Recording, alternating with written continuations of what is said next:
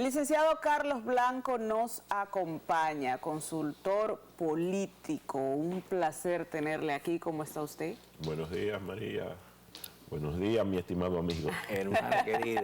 Jorge, tú el que viene aquí es tu hermano. Sí, yo he trabajado mucho con Carlos. Además, Carlos y yo tenemos la facultad de que somos colegas que venimos del mismo comité intermedio en el PLD antes de él salir de la política, ¿verdad? Sí, así es. Éramos fundadores de ese intermedio. Señor Carlos, la situación política actual, luego de que el Partido de la Liberación Dominicana, pues vamos a decir, se recompuso, eligió ya a su candidato, aunque no por primaria, por una consulta, pero ya están prácticamente los tres partidos con sus candidatos definidos. ¿Cómo ve usted hoy en día esta situación política? ¿Estaría quizás un poquito más clara? Ha estado clara siempre, porque desde el mismo 18 de agosto del 2020 seguimos la campaña. Inmediatamente. Lo que ya tenemos son tres candidatos cuasi definidos. El panorama no ha cambiado mucho desde la elección de Abel Martínez, porque tiene que darse unos pasos para que se pueda recomponer el panorama electoral, pero ya están los tres precandidatos definidos. Lo que se van a desarrollar son las diferentes estrategias para ver cómo se reposicionan. Abel Martínez tiene una desventaja, que es el menos conocido de los tres posibles candidatos, y tiene que trabajar un segmento de la población en los quintiles más bajos, donde no es tan conocido en el Gran Santo Domingo. Pero tiene a su favor que la marca PLD, a pesar de todo lo que ha sucedido, es una marca fuerte. Es una marca que tiene realizaciones, que gobernó por 20 años y está arraigada sobre todo en los sectores de las clases C, D y E en la sociedad dominicana. Carlos, ¿qué porcentaje de la población, según los números que tú manejas, conoce a Abel? Y lo otro, hay una parte del PLD que cuando tú le preguntas, ¿por quién vas a votar?, te dice Leonel. Sí. Y entonces hay otra parte, eso le da una fortaleza al PLD. Pero la cara de Leonel no va a aparecer en el PLD. Exacto. Entonces hay gente que asume que todavía Leonel es del PLD. ¿Tú tienes idea de cómo se va dividiendo esto? ¿Quién se quedará con Leonel? ¿Quién se quedará en el PLD? O si hay algunos números que puedan mostrar cuál de las dos marcas, porque Leonel y el PLD están compitiendo por un público. Sí, ciertamente. Leonel como candidato, no como partido. Sí. El PLD como marca, no con su candidatura. Claro, Exacto, en esta coyuntura se están dando dos fenómenos. Por un lado, tú tienes un posicionamiento de los candidatos que es diferente totalmente al posicionamiento de los partidos políticos. Son totalmente diferentes. ¿Por qué? Porque, por ejemplo, en el caso de Abel Martínez está por debajo de la marca PLD, pero en el caso de Leonel Fernández duplica la marca Fuerza del Pueblo. Sí. Entonces se da eso. ¿Qué sucede? Como decía mi estimado amigo, hay una situación, y es que todavía 3 de cada 10 PLDistas dicen que votarían por Leonel Fernández. Cuando tú sales a la calle y preguntas a qué marca asocia a Leonel Fernández, solamente el 64% lo asocia a la Fuerza del Pueblo. El otro 30 y algo por ciento lo asocia al Partido de la Liberación Dominicana. ¿Todavía? Sí, todavía. Pero no solamente eso. Cuando sale la Fuerza del Pueblo, fíjense, para que ustedes vean cómo son las cosas, cuando sale la Fuerza del Pueblo, se empezó a denominar con un término que quizás algunos consideraron despectivo, que era el término FUPU. FUPU, Fuerza del Pueblo. Señores, la penetración de la marca FUPU es de un 48%. Ese término despectivo que lo creó el PLD. Sin embargo, solamente el 17% lo ve como despectivo. Oh. El PLD ayudó a pegar la marca.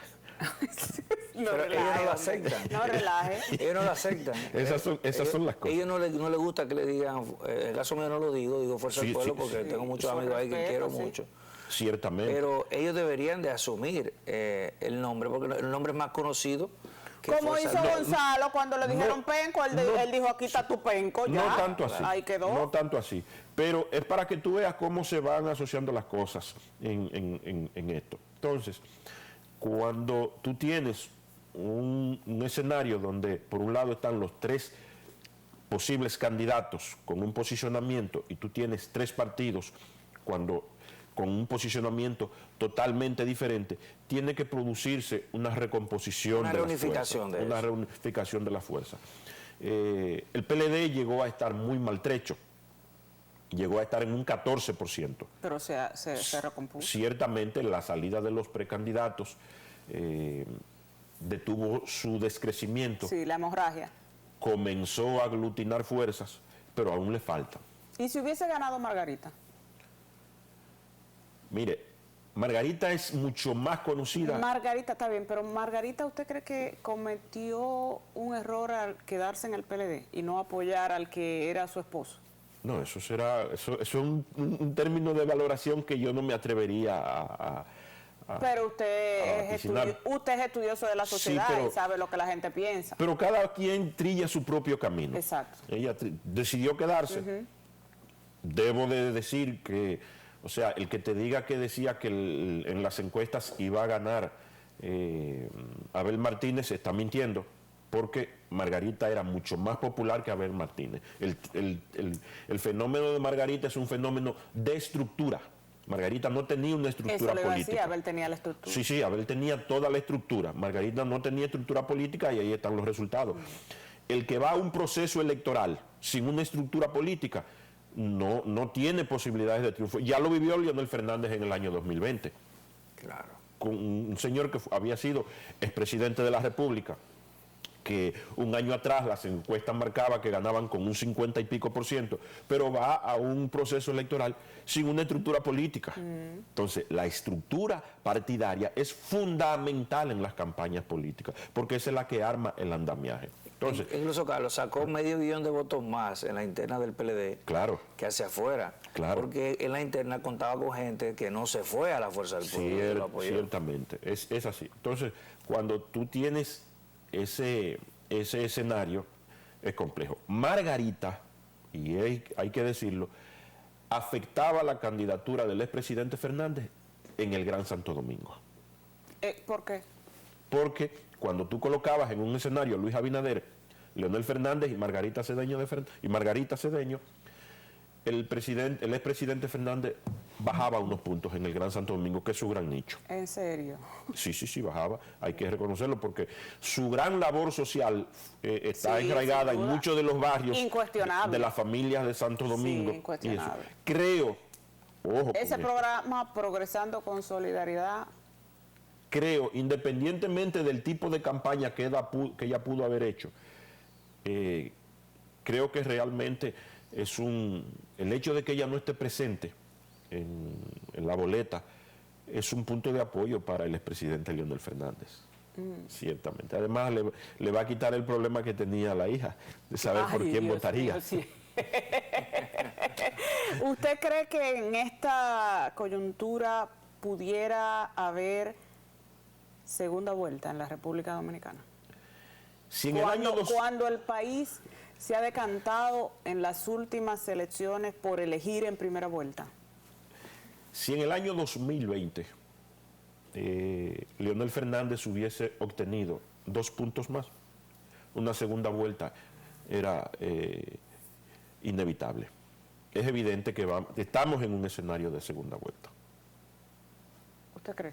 No es que yo creo que no hay una encuesta creíble, seria, que te marque un escenario de primera vuelta. Independientemente de que muchas encuestas colocan al presidente Luis Abinader en el borde del 40% y que el gobierno le da un puntaje que te pudiera sumar 3, 4 puntos, tú tienes que reconocer que la crisis post-COVID, la nueva forma de gobierno que los funcionarios no han encontrado todavía algunas luces en mucho, que el gobierno no tenga una serie de realizaciones como se acostumbran, porque el dominicano le gusta ver varilla y cemento, Balaguer les acostumbró a eso. Y con un escenario tripartito, tripartito de 3 candidatos y 3 partidos, no hay en lo inmediato no hay un escenario de primera vuelta. Falta mucho tiempo, tienen que darse muchos acontecimientos para que haya una solución de primera vuelta. ¿Cómo ve usted la popularidad ahora mismo del gobierno? Porque una cosa, hemos visto que una cosa es el gobierno, otra cosa es el presidente Luis Abinader. El presidente continúa siendo muy popular, sin embargo, las ejecutorias de su gobierno no le ayudan. ¿Usted tiene números? Claro. Más o menos va subiendo, se ha mantenido estático, va bajando? Mire, bajó mucho frutos de la crisis energética que se produjo. Ha bajado mucho en los brotes de violencia que se han presentado esporádicamente semana tras semana. Fíjense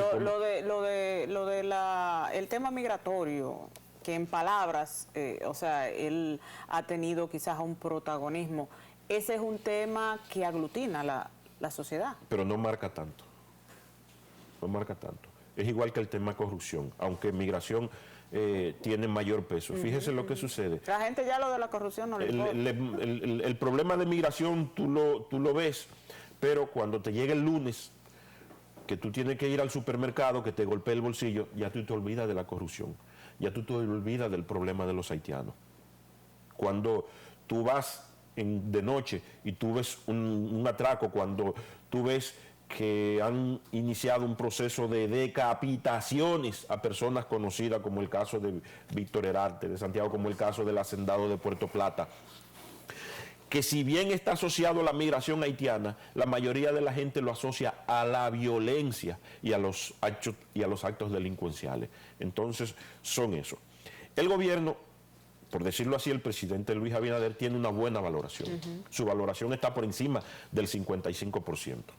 Pero tú no puedes quedarte ahí. Cuando tú le preguntas al ciudadano que evalúe las diferentes áreas de gobierno, el gobierno tiene problemas en energía eléctrica, tiene problemas en inflación, tiene problemas en violencia, no intrafamiliar, sino en la seguridad ciudadana.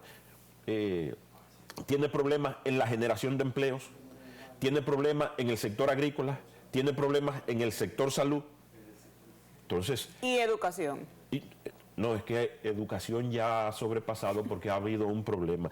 No obstante, fíjese que antes de Furcal, los ministros pasados, todos los pasados ministros, desde el caso de Alejandrina Germán, siempre mantenían una buena valoración en el electorado. De hecho, perfilados presidenciales. todos. Absolutamente todos. Doña Alejandrina, el único que en un momento no tenía un perfil presidencial quizás fue Melanio Paredes, pero después todos se crearon perfiles presidenciales. Lo de Furcal fue muy duro, quizás le golpeó mucho el caso de la pandemia, un año perdido, porque cuando en lo que es la calidad de educación, ¿qué vieron nuestros muchachos? En la mayoría de los hogares no había luz. Fue un impacto muy fuerte en ese sentido. Entonces, el presidente con muy buena valoración, pero el gobierno no tan así. El presidente que está llevando a sus espaldas el gobierno. Fíjese que él es el vocero. Sí. Ha disminuido su presencia en los medios, que era necesario, porque se estaba relajando mucho la presencia presidencial en los medios. Él no deja ni que los ministros se desarrollen. Hermano Carlos, a raíz de esto que tú acabas de plantear y de que nosotros conocemos muy bien el tipo de cultura política, no dominicana, sino en Latinoamérica, donde las personas se relacionan con los productos que emanan del sistema, que son tangibles, obras específicamente. Eso ha pasado en toda América Latina. Es una cultura política objetiva que se vincula a las realizaciones tangibles, a las obras.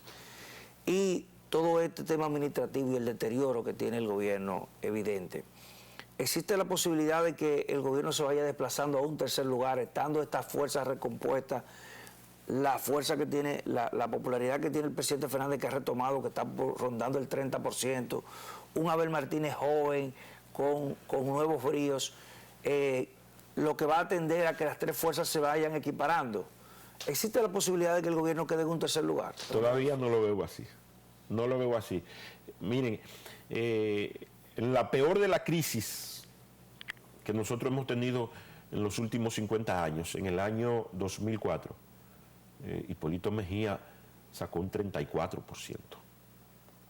En la peor de las crisis económicas que hemos tenido. Entonces, es un candidato muy distante a lo que es Luis, porque Luis, comparado con Hipólito, tiene mucho más carisma, es mucho más expresivo, mucho más dócil, más, o sea, sabe tratar más el tema. Pero por eso te digo, no veo de momento que el gobierno, o sea, tienen que seguirse dando unas situaciones. El éxito del gobierno va a depender de la crisis económica. Si puede sortear la crisis, que de momento no le está yendo bien con la situación económica. El tema de que el Banco Central sigue aumentando la tasa, otros 25 puntos. Esta es la medida mundial para frenar la inflación, pero también frena la inversión, frena muchísimas cosas. Independientemente de que una gran parte de la población comprende los efectos de la crisis post-COVID y de la guerra de Ucrania, te reitero que cuando se va al supermercado, cuando se va a la farmacia, cuando se paga la tarifa eléctrica, se les olvida esa situación. Y el gobierno no ha sido efectivo en comunicar, pero en comunicar las razones de la crisis. ¿Y en resolver? Porque de todas maneras la gente dijo, bueno, pero te pusimos ahí para que resuelva. La gente no entiende eso, como usted dice, señor Carlos. Señor Carlos Blanco, muchísimas gracias por estar con nosotros. Hay que traerlos más seguido para estar más claro de cómo va la situación y que la gente pueda orientarse. Un placer tenerle aquí. Placer mío. Señores, mañana será otro día. Aquí lo esperamos.